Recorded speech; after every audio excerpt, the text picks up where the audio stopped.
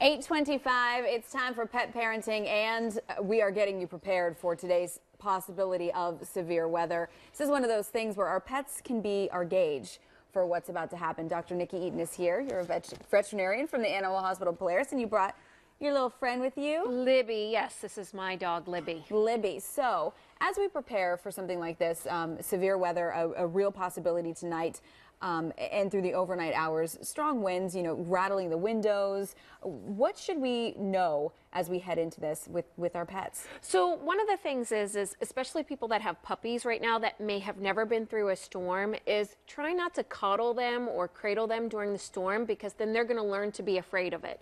Okay. Okay. So we have puppies that have never been exposed to storms before. So the big thing is, it's not a big deal. Everything's okay.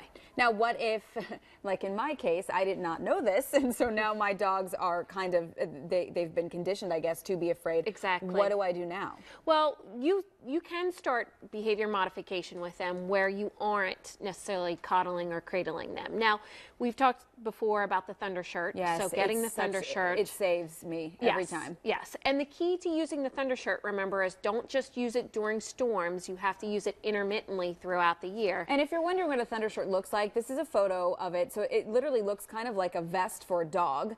And you put it on snug and tight.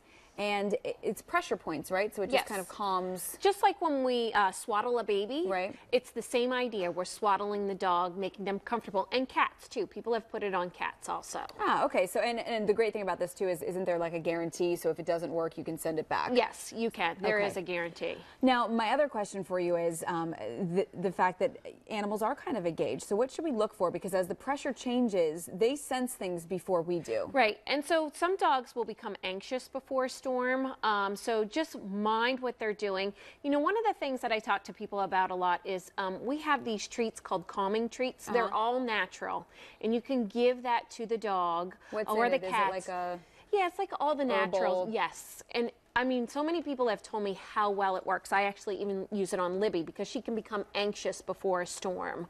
So it's maybe not so much dogs that are so afraid and scared, but just pacing and know that something's going on. You can give them those calming treats just so that they're not so, so they're relaxed inside. Yes. All right, Dr. Nikki Eaton, thank you so much for being here. Thank you, Libby. You did a wonderful job.